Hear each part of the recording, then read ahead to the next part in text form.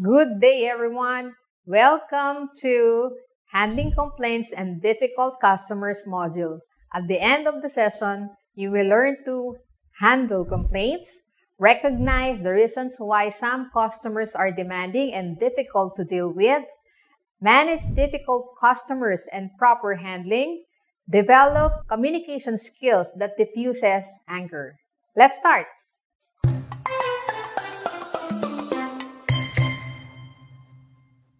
Now, let's talk about on how you will handle complaints. Number one is listening to an upset customer, how you will listen to them. You have to be attentive, listen to the customer carefully, and identify the problem. And do not interrupt when the customer is talking. Observe the customer's facial expression, gestures, tone of voice, behavior. Remember to empathize with your customer.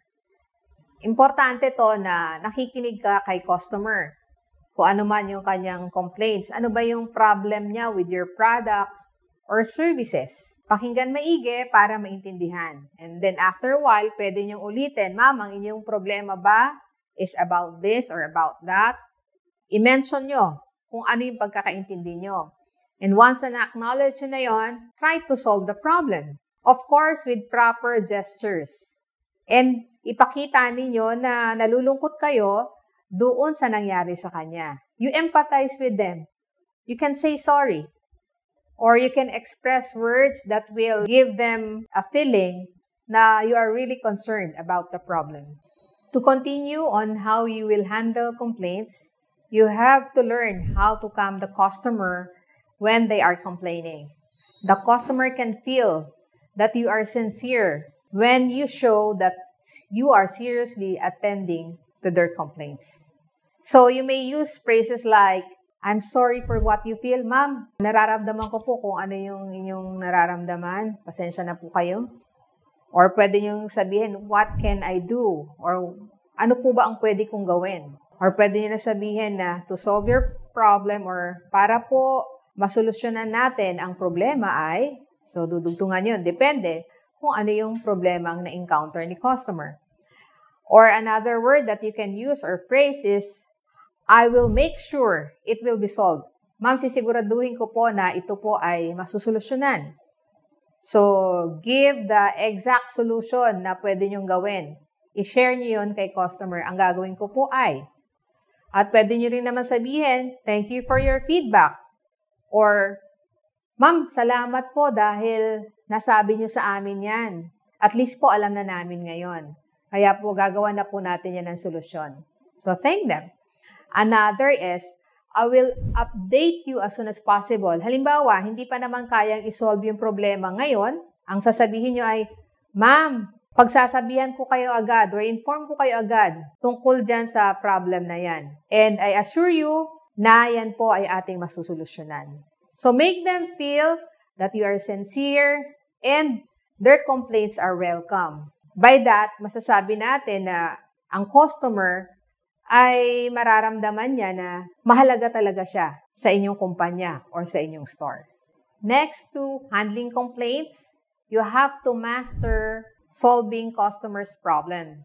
The number one thing that you have to do is you have to acknowledge the complaint.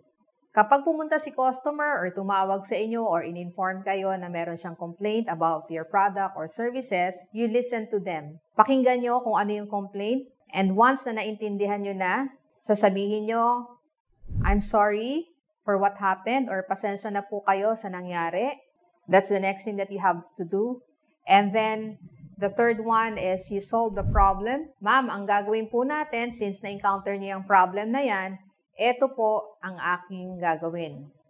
So, you will explain to them ano yung solusyon na gagawin ninyo sa complaint. Be sure na naintindihan ni customer kung ano yung solution na bibigay nyo at tinanggap niya yung solution na gagawin nyo para sa kanyang complaint. It's important na magkaroon kayo ng agreement. Kasi you want to satisfy them eh. May hindi siya magandang naranasan sa inyong products or service, kailangang masatisfy siya sa solusyon. So, importante na na-acknowledge niya yung solution at tinanggap niya yung solution. Okay. And then, once na na-solve na yung solution, you appreciate the feedback. Ma'am, salamat po. Narinig po namin ang inyong complaint. Magiging way po namin yon para ma-improve po namin ang aming service or mapaganda po namin ang aming products. So, yun yung mga words na pwede nyong gamitin.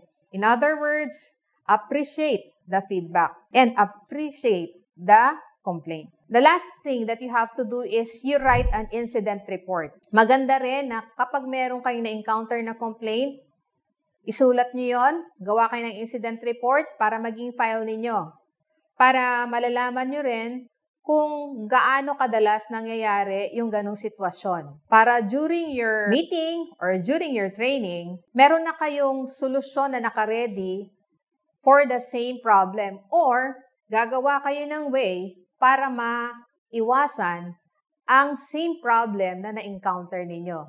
In other words, kailangan ma-minimize ang complaints. Magandang may complaints kasi mapapaganda nyo pa ang inyong serbisyo.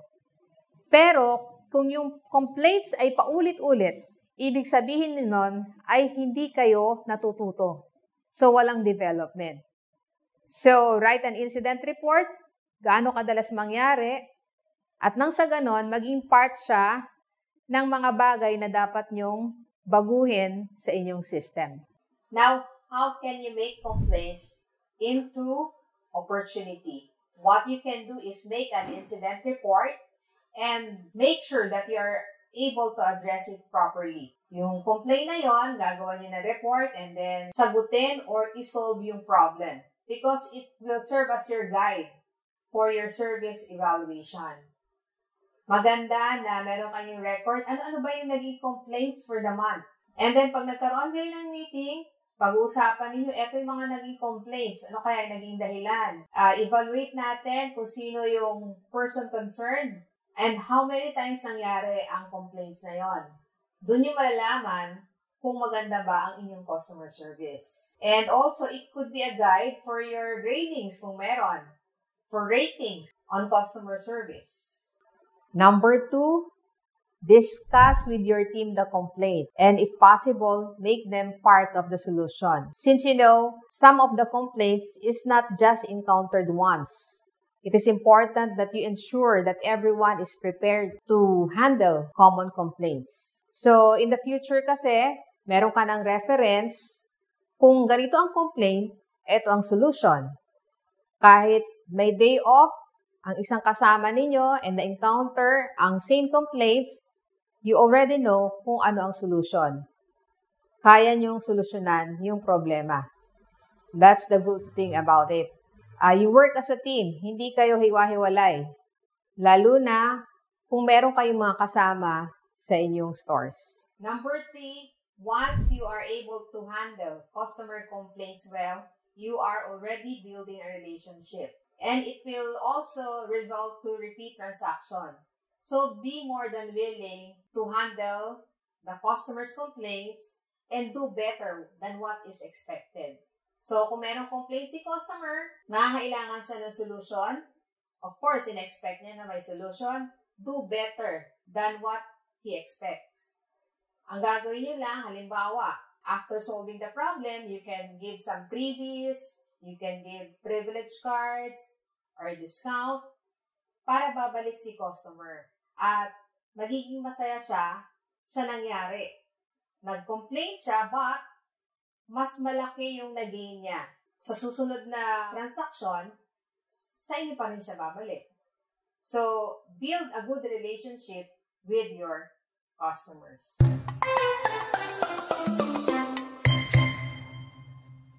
Now, let's talk about difficult customer. How do we define a difficult customer?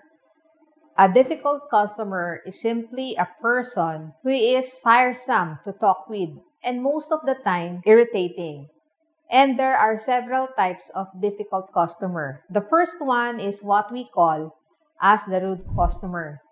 The rude customer usually utters offensive words and sometimes shows intimidating behavior. So, eto na yung customer na parang feeling mo ay minamaliit ka or feeling mo is parang ang sungit naman or minsan may mga words siyang ginagamit na iniinsulto ka. And be ready to have customers like that. Now, how will you deal with the rude customer? Huwag mong personalin kung anong sinasabi niya. Focus on what you offer. Huwag kang ma-offend kung may sinabi siya about you, but focus on your products and services. Just continue to be polite and kind and communicate with them properly. And later on, you will discover na, oy, friendly naman pala siya, basta wag mo lang siyang papatulan. So, the next type of difficult customer is what we call as know-it-all customer. Know-it-all customer sometimes fakes that they know something, but the truth is they do not know it. And most of the time, ito yung mga products and services that we offer, may sasabihin sila about the product, and parang ang dating, mas magaling pa sila sa inyo or mas may alam pa sila sa inyo. And you will discover later na, ay, parang mali pala yung alam ni ma'am or ni sir. But of course, hindi nyo sasabihin sa kanila na, ma'am, mali po yung alam nyo. Hindi nyo na kailangan sabihin yon. You just have to focus on what you know, since na I hope you have the mastery and expertise on your product and services. Just continue explaining and listening at the same time from him. Just wait for your turn lang. And then, later on, makikinig na rin siya sa'yo. Sometimes we call it, you are educating your customer. The next type of customer is the demanding customer. They want more than what you can offer, and sometimes stressful and tiresome to deal with. So, ito yung mga customer na mas malaki ang hinihiling than what you are selling or offering. Sometimes, on discount. Halimbawa, may discount kayo, 20% discount. They want 30% or 40% discount. Sometimes naman, meron kayong free items, isang piraso, and then they want 2 or 3. Mas demanding sila doon sa ino-offer niyo. Now, how you will deal this type of customer? Just be friendly, be natural. Pakinggan nyo lang yung gusto nila. Sometimes you give in, kung pwede naman. Halimbawa, isa, gusto niya 2. Kung kaya naman, why not? Pero kung hindi, pwede namang hindi mo ibigay. Just be natural again and friendly and polite. Yun lang. So, after a while, kung maganda naman ang iyong pag-uusap, I'm sure they will understand. So, just listen to them and be friendly. Still say thank you. Even sometimes, parang masama ang loob nila. I'm sorry, ma'am. Ito lang po ang aming ma-offer. Thank you for the purchase. The next type of customer is the violent customer. This type of customer is aggressive, abusive, and sometimes threatening. So, ito yung hopefully, hindi nyo ma-encounter. Pero sometimes ma-encounter nyo yung violent customer. Medyo nakakatakot siyang ka-deal kasi ito yung customer na tipong naninigaw. Minsan, may physical touch pa, Minsan, nakakatakot ang kanyang pakikisama sa'yo at pakikipag-usap. Matatakot ka talaga sa kanya. Kasi nga, violent customer eh. How are you going to deal with this type of customer? Once na kaya nyo pa, just be natural and friendly. But then, pag hindi na talaga dahil violent siya at sasaktan ka na niya, you may call the security. Sometimes, kailangan din natin na proteksyonan ang ating sarili sa ating mga customers. Lalo na kung siya yung tinatawag na violent type of customer. So, those are the 4 types of difficult customers. Now, let's talk about the difference between a dissatisfied and difficult customer. A dissatisfied customer is the one who is not happy with the product or service that you provided, or you did not meet his or her expectation. While a difficult customer is not necessarily dissatisfied, but has personal issues on the product or services that you provided, and sometimes to you as a salesperson. So, sino itong dissatisfied customer? Ang dissatisfied customer ay hindi masaya doon sa product or service na nabili niya. And sometimes, yung ina-expect niya, hindi yun ang inyong naibigay. However, ang difficult customer naman, ito yung customer na ang hirap i-please. Binigay mo na yung best mo, pero para sa kanya, hindi pa yun sapat. Kaya nga, magkaiba sila. Iba talaga ang dissatisfied customer and difficult customer. So, alamin ninyo, ang inyong customer, dissatisfied ba siya? So, deal with the problem. Give a better service and give a solution. Kung difficult customer naman siya, address the problem. And intindihin na this type of customer is a difficult customer.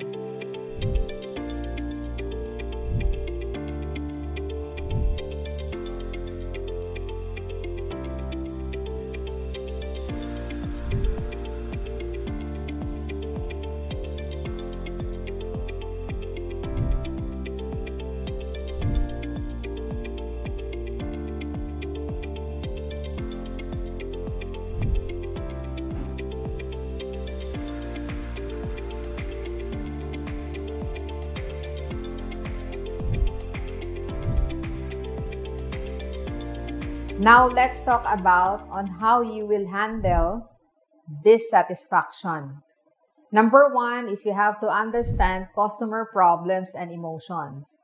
Always be willing to listen to the customer and never take them for granted. Sometimes they get too emotional. Remember, every person has a different personality. And minsan, yung behavior nila ay dahil doon sa poor product or service na natanggap nila. Kaya, ang gagawin lang natin ay unawain natin sila, makinig tayo, be friendly, and solve the problem. Kung dissatisfied sila, try to satisfy them. Kung ano yung request nila, if you can grant it, give it to them because they have the right to have an excellent service. You should also utter proper responses. Kung ano yung dissatisfaction nila na in-express, alam mo dapat kung paano ito sasagutin ng maayos. Halimbawa, Miss, paano naman tong product na binili ko sa inyo? Mukha namang luma. Halimbawa lang yun, ano? So, how will you respond? Ganun po ba, ma'am? Can I see it? Or titignan mo yung product and then tignan mo kung valid ang kanyang dissatisfaction and solve the problem.